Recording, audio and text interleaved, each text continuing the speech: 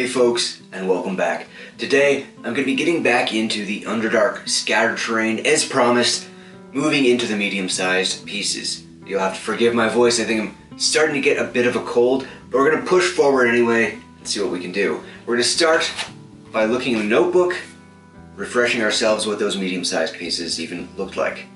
Alright, let's get in.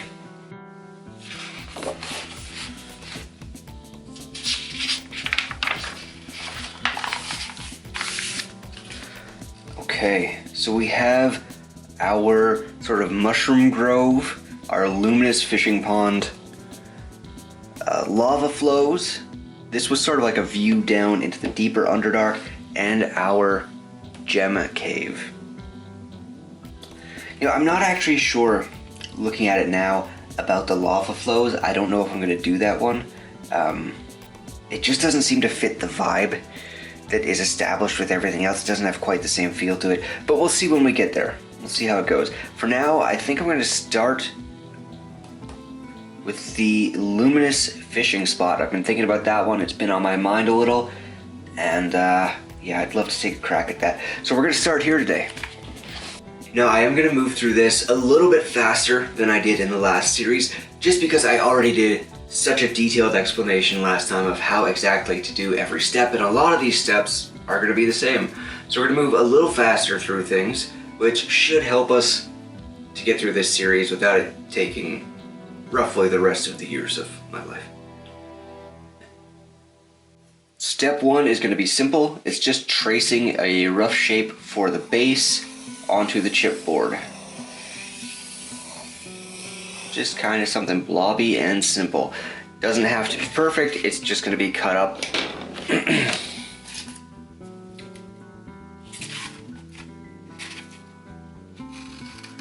And then cutting it out. You don't have to be too precious here, since I was just making the shape up as I went along anyway. If it's not exact, it doesn't matter. There we go. Now, if you haven't seen the other videos, this is just graphics medium chipboard. It can be bought on bulk, places like Amazon. It's sort of just a really thick, bulky cardstock. Not really anything special, but it makes a good base for terrain projects. Now, for the rocks that are going to be surrounding the fishing hole, I'm going to be using foam, which means harvesting from old foam offcuts from previous projects. I always save this stuff, and you always should too, because eventually it does all get used. So I'm going to get out the hot wire tool and start cutting out some rocks.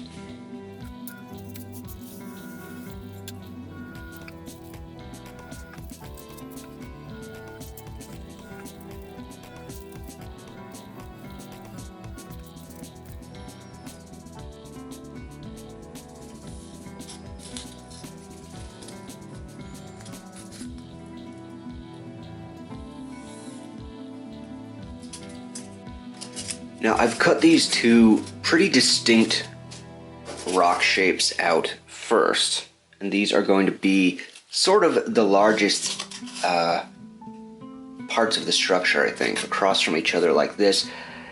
I kind of wanted it to look like maybe there used to be a bridge across the water and now there's not. I might put some crumbled bits of rock in the water, but for now, I want to get these in place. I'm going to glue these down so that we can just kind of fill in the edges of the pond around them and see how many of these stones we actually need, rather than creating a whole bunch and just hoping they fit in correctly. I'm going to stick these two important ones down first and then work from there.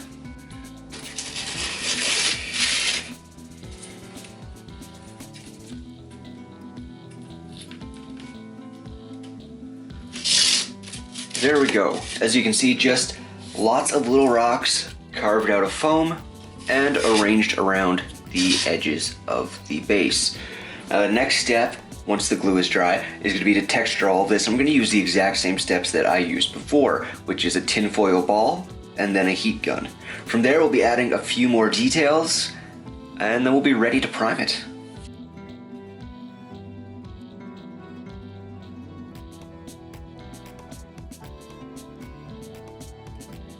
Now, if you're wondering if it might not have been easier to texture all of this before I glued them on, Yeah, sorta. You can do that if you want to. It will make this step a little bit easier, but all these areas that I'm not getting into, it's not really going to show in the end because I'm going to be texturing it again with the heat gun, and then I'm going to be adding particulates like sand and gravel and things like that, and that's going to help cover up those areas as well.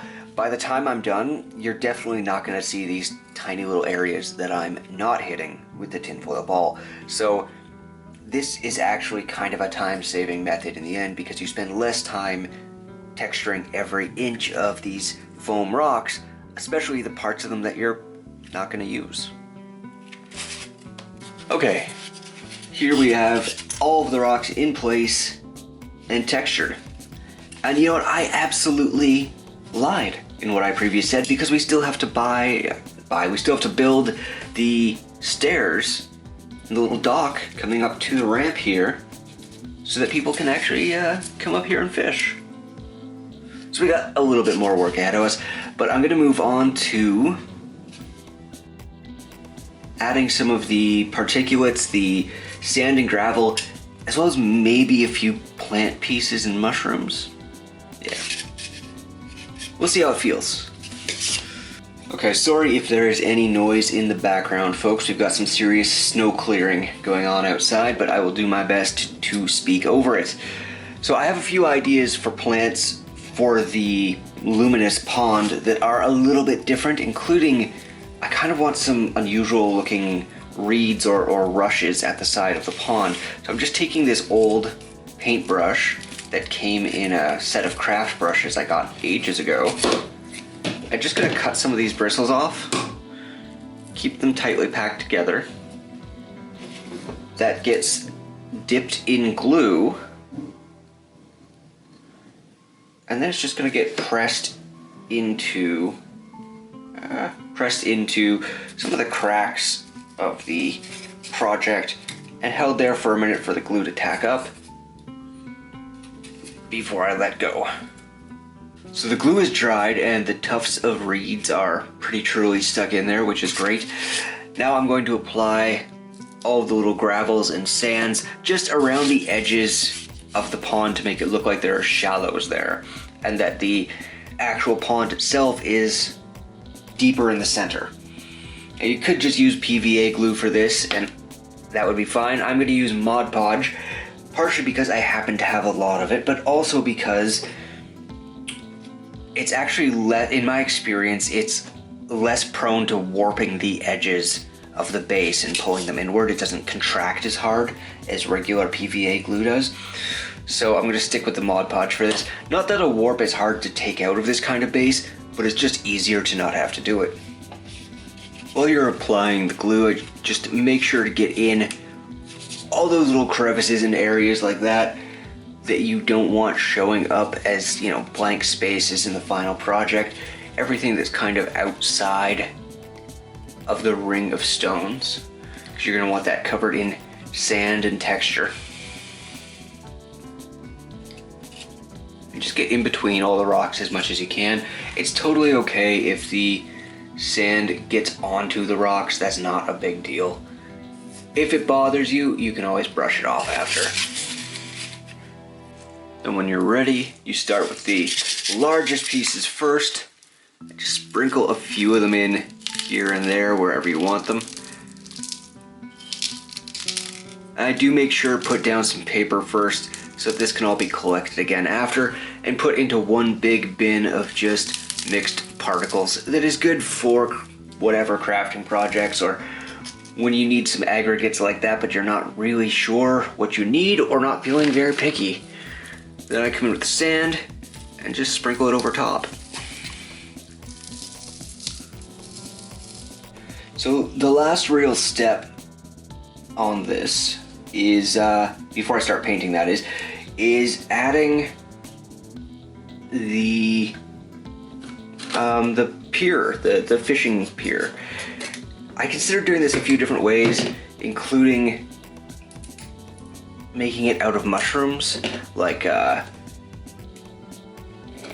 large mushroom lily pads kind of leading up to the rocky overhang that they could fish off of. But I mean, I still think that's a cool idea, but at the end of the day, I think it makes it too alien, and that what makes this particular terrain piece cool is actually the contrast between what we expect and what we don't expect. Is when we've got this weird alien luminous pond, which is not something that we expect, not something from our world, and then we've got like a humble wooden pier and that turns it into a fishing hole, which is something that brings it into our reality. And I think the contrast between that Underdark weirdness and something from our own world, something that we recognize, is actually what makes this cool. So I decided not to go with mushroom route. I'm just going to build this to look like wood, and I'm going to build it out of coffee stirrers, just a little bit of like a square dowel, and then a barbecue skewer. And I'm just going to build some stairs up to the rocky outcrop, and then a wooden pier across the top with some supports. So I've just cut 2 pieces of this square dowel to the same length, put the same angle on the end of them. I didn't really measure the angle, I just kind of eyeballed it, and I'm just notching them out with a Dremel tool to create a nice spot for the stairs to sit. And again, I'm kind of just eyeballing this. They're going to be notched in the same spots. They don't have to be perfect. It's supposed to look sort of rough.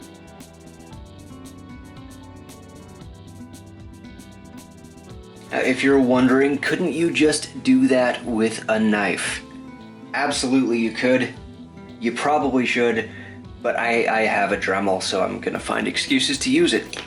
That's pretty much what that boils down to. For the actual steps, I'm just gonna use coffee stirrers, and I'm trimming the rounded ends off first, like that. I want them to be about 1 inch long, just over that, really. So yeah, I can actually use the measurements on the cutting mat. If you don't have a cutting mat with the measurements on it, that's totally fine. Just use a ruler, mark them out. This can be done pretty roughly. They don't have to be perfect, which is why I started them at just over 1 inch, is so that if they break unevenly, I'm still gonna have enough room to make my steps. There we go.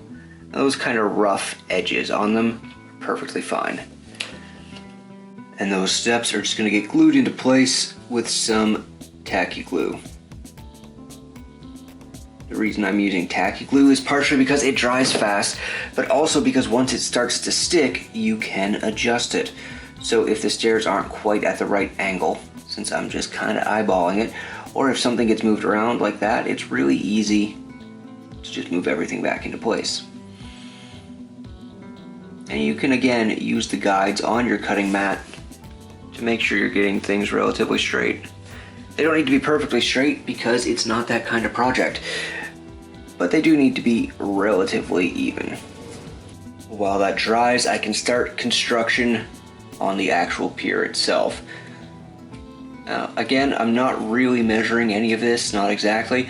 I'm just going to kind of eyeball it right around about here.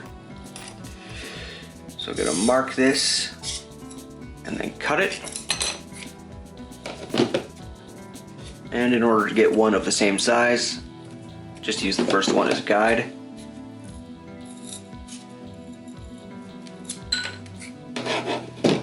And these are gonna sit along the top of the stone and just have planks across them. Now I want those planks to look pretty rough. They're gonna be made out of coffee stirrers as well. I'm gonna use the exact same technique of just cutting off the ends of the coffee stirrers so we don't have that rounded bit. And then I'm gonna just mark and then break these at around 1 inch so that they can be laid across the support structure. So once I have a few of those pieces cut, I am again gonna use the guides on the cutting mat and just put some glue down, make sure it's roughly 1 inch apart at the outside edges, since that's what we cut to on the planks. And these can just be slotted in like that.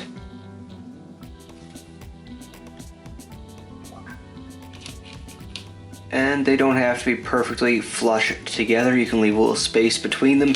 I want it to look kind of rough, like this was made by some common folk who didn't have a ton of resources or weren't particularly concerned about making it pretty. They mostly just wanted a spot to fish.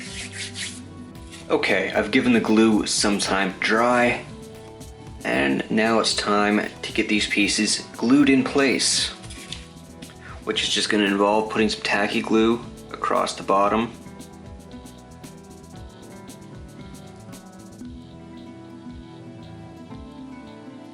Like that. And then finding where we want to place it. Now I want this to extend a little bit out past the end of the rocks, but not too much. Just like that, I think. And I'll check my staircase up against that. There we go. Looks more like a ladder than a staircase, I think, but that'll be fine. So all of the glue is dry on all of the woodwork here, and now I'm just adding a couple of my little mushrooms into this crack in the rock here. I don't think we need a ton of these on this one. It's already got a lot going on, but just to keep it kind of in theme with the others, I do want some mushrooms. And I do have one other thing planned for mushrooms with this, but it's gonna come in a little bit later in the process because I don't want it primed and painted the same way. So for now, I'm just gonna wait for that to dry, and then this can get its first layers of paint. You know what? I lied to you because I forgot that I was gonna add some supports to this going into the water. So for that, I'm gonna use this extremely long barbecue skewer. Extremely long, and this is just gonna get attached here, cut off about there. So again, I'm gonna cut one support about there, and then I'm just going to cut the other ones to match. Okay, now when that's dry, we're actually ready to paint. So the next step is just gonna be getting that first coat of paint on, and this is just black craft paint mixed with Payne's Gray ink and a little bit of lighter gray paint to desaturate it just a bit and lighten it up just a bit. And that's giving us this kind of midnighty blue color that is going to form the base for the color scheme. It's just like in the previous videos with the scatter terrain, and that is going to go over the entire piece. And for the next step, I'm just taking the exact same thing, the Payne's Gray ink, black and white, and lightening it up a little bit further and doing a heavy overbrush on everything. I'm not actually going to worry about this spot in the middle with no texture. We'll handle that after, but everything else is getting an overbrush with this slightly lighter blue-gray. And the reason I use Payne's Gray for that, if you didn't watch the last video, is because it's actually a very richly pigmented dark blue, despite the name. So I just do a heavy overbrush all over everything, and then when that's dry, which these first spots should be dry pretty much by the time I'm finished doing everything else, I'm gonna just lighten it up another step and come back and do it again. And once I'm happy with where that color is landed, I'm going to come in with a really light glacier blue and dry brush very lightly, just kind of over the highest points of the rocks. Very light dry brush. Again, this is going to get dulled down with a spray of contrast paints after. But this is what's going to pick out all of the textures and volumes on the rocks. Now I do want to avoid all of these sandy textured bits in here and around the edges. I'm going to avoid those and just get the major rocks for this. That's how I'm going to make the terrain pop and how I'm going to make the rocks stand out from the stuff that's just supposed to blend into the background. And here is how it looks when all the rocks are dry brushed up to that final highlight. Now with that near white color on there, what I'm going to do is come in with these 3 contrast paints, which are a violet, a purple, and a blue. And I'm just going to spray these on in spot colors with an airbrush over not everything, in random spots, in some of the darkest shadows, and just anywhere I think it'll look interesting, basically. Now, if you don't have an airbrush, you can water these down and glaze them onto the project in the same way, but it's just going to be way faster with an airbrush, so that's what I'm going to do. And I'll be back in a second. And after a quick trip to the airbrush, here's where I've ended up. This has all of those violets and purples in the rocks. As you can tell, it's way more colorful, and I got the yellow ink onto the mushrooms as well. Now the next step is going to be painting up these wooden pieces. And I'm just going to use a really basic wood color scheme for this. You could do something stranger if you want, but I'm just going to start with a medium brown and just start brushing it on. The longer I work on this piece, the more that I think about, you know, what it's really about, what makes this piece so appealing to me, because I think this is my favorite of the designs that I came up with. And the reason for that is because it's about the normalcy in the Underdark. Like, we always hear about the Underdark as a really strange, kind of alien, odd place where everything is going to look unusual to a surface dweller. Everything is going to be dangerous and strange, and that's great, but people actually live down there. Like, it's someone's home. You know, there's a way of life down there. And I think that making this a really normal looking fishing pier, a little dock to sit on, just really drives home that, yeah, even in this strange environment, there is normalcy. There is some guy who's just fishing because he's hungry, or because he's got to feed his family, or because he just feels like fishing. And I think that's pretty cool, and that's really sort of the story of this terrain piece, I think, the longer I work on it. With the brown base coat dry, I'm just going to come in with a lighter brown and dry brush over all of the wooden elements pretty lightly.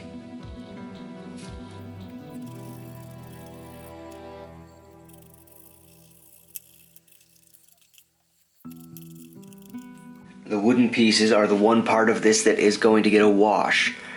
And I'm just going to use some watered down strong tone from Army Painter.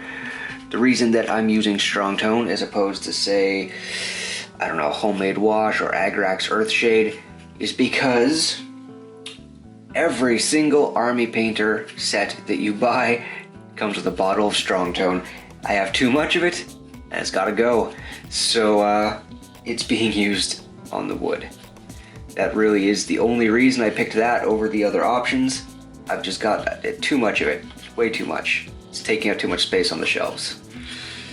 With the wood pieces done, there's really just one more thing that needs a splash of color before I can move on, and that's the reeds. I'm gonna just take a pure white and overbrush them. As I am overbrushing these, I want to make sure to get the strongest, best coverage closer to the tips of the reeds. So what I'm going to do is hit these with a contrast paint, and I want to make sure that the brightest part of the reed is right up top. Okay, that's had time to dry. So I'm just going to use a turquoise, express color, speed paint, whatever you've got, and just brush it on over top. And that's going to give us a pretty bright, interesting color that's going to match the weird little grass tufts that I've been using for the Underdark terrain. Make it look very unusual and very alien, and keep it in theme with everything else, even though these are just bristles from a paintbrush. Now there are only a few steps left to finish this off, and one of them is underpainting the water. Now I'm going to be using epoxy resin to use the water effect, but this portion, the flat base of the project, is still going to be visible slightly beneath that water, which means that you can get a better depth effect by underpainting it. Now, if you're thinking that the colors I'm putting on here aren't really the color of water, well, you're 100% correct. But I want this to be a weird, otherworldly, luminous pond. And so the water effect is going to be weird too. So I'm just taking these very strange, I've got like a metallic white and a kind of a, I guess, metallic turquoise, and those are going to be providing the base for the watercolor. And the way water works, of course, is that the deeper it is, the darker it gets, generally. So I'm going to be using the white around the edges to make it look really shallow there, and making it more of the metallic turquoise towards the center. This is certainly a weird choice for watercolors, and I know that, but I think I can make this look like it's glowing and like it's got that weird kind of Underdark style that I'm going for. So I'm gonna give that a shot and just hope it pans out, basically. As you can see, I'm just wet blending the turquoise or green into the white. Okay, that's my wet blend for the base of the water. Nice and simple. It was just 3 colors. It was a very dark green, this sort of luminous turquoise, and pearl, it's called, just basically a metallic white. And that has given me the base for the water. Now the next step is pretty much the last step for the water. It's nice and easy, but we're gonna have to talk about it a little bit ahead of time. So this is the epoxy that I'm going to be using for the water effects. This is just something I buy from the dollar store. Whenever it's cheap, I stock up on it and put them away for whenever I need them. Now the important thing to recognize about this is that once you start working with it, you have, as advertised, about 5 minutes before you're in trouble. So you want to make sure that you've got everything you need for it laid out ahead of time. I've got a cup to mix the epoxy together in, something to stir with, and something to manipulate the epoxy into any corners of the project that it misses when I pour it in. And I've got the paint that I want to use to color it. Now, you only need a little bit of paint to do this, and the reason I'm explaining this all ahead of time is because once I start mixing it, it's 5 minutes and that's it. So, the other thing you want to note about this is that it's a chemical reaction. So it creates a huge amount of heat when you mix these together, and you don't want to leave it on your cutting mat because your cutting mat will puff up as the heat causes the air between the layers inside to expand. So I'm gonna mix it all together, pour it in and manipulate it into the corners, and then set this somewhere else to dry.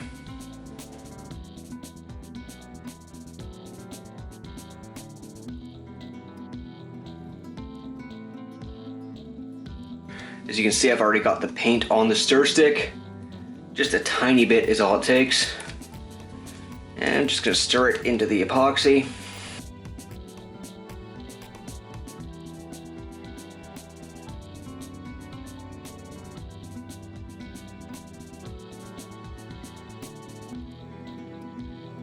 And here we are with the finished epoxy. Now, I have no idea if the camera is going to pick this up very well, but there is quite a luminous sheen on the surface of the water, which I love. It's exactly what I was going for. Really happy with how it turned out. And honestly, I could probably just call this here if I wanted to. It looks really good. I think it's getting the point across perfectly. But there's one more thing that I want to add to this just to bring out a little more detail, make it a little more interesting and alien and weird. I want to add one of these large mushrooms to the build, I think right in here. And I'm going to actually try to make it so that there are some, like some ooze on the top that is leaking into the pond that maybe gives it this luminous sheen. I think that's going to help tie it into the rest of the terrain and the Underdark theme and just make it look a little more interesting. So if I'm going to add this to the project, it needs to be painted, and I'm just going to do that as simply as possible by adding some Skeleton Horde contrast paint to the stem. And then I'm going to do a little wet blending with some blues, maybe some greens on the mushroom cap itself. Nothing too exciting. Once I've done that, there are some cool steps coming up after to give this a bit more interest and to add that kind of oozing factor that I was talking about, which I think is going to make this piece stand out even more. So I've just done a very simple wet blending paint job onto the mushroom using a couple of contrast paints. And now I'm going to be gluing some of these on here. These are just little dots made of hot glue. If you watch the video about how I made all these different mushrooms, then you will recognize them as the caps of these yellow mushrooms here. But what I'm actually going to use them for instead now is gluing onto the top of this mushroom. And these are going to be the source of the luminous goo that is leaking into the water and perhaps corrupting it. Now, in order to make that kind of stream of nasty goop, I've got some thin plastic. This was taken from a bit of packaging that I had saved for this use. I'm just going to kind of cut it into the appearance of a little waterfall of goo. Charming, isn't it? Yeah, just kind of cutting wavy lines into it like that. And then I can sort of bend it so that it can go around the top of the mushroom cap. Still waiting on that to dry, but I'm just going to glue the bottom of the mushroom in place as well. So we can glue all of this at once, and then we're decreasing our overall wait time. So in order to be able to paint that strip of plastic, it needs to have some texture on it, because it will, that kind of smooth plastic will not take paint at all. It will just come off, even if you can get it on there. So I'm going to use this water gel from AK to give it some texture. Now, I've never really used this before. I got this in one of those like mystery box kind of things from a hobby store. So I'm just going to put some of it onto the plastic, just kind of dab it on. I don't know if that's what you're supposed to do with it, but that's what I'm doing with it. And I'm going to do that all the way down the strip of plastic and around the edges of the pond as well, to just give it some ripples and see if I can make that work. And once that's done, I can paint it with just a little bit of dry brushing. Unfortunately, the water effect didn't really stick to the smooth plastic, so I ended up having to come in with some glue, just tacky glue, and dab it onto the little waterfall-like thing that's drifting into the pond. But that didn't take long, and it ended up looking alright. So it's not a big deal. But now I just need to paint that up with some of this pearlescent paint that's going to make it kind of the same shade as the edges of the water. And after that, all that remains are the finishing touches. The grass tufts, the pigment powder, that sort of thing. Which means that it is just about time to take a look at the finished craft. So, final thoughts on this one. I kind of love it.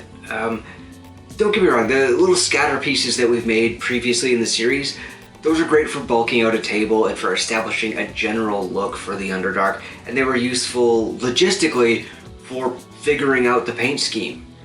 But stuff like this is where the personality really comes in. You've got that strange, alien, Underdark look against something humble and normal and everyday, like a fishing hole.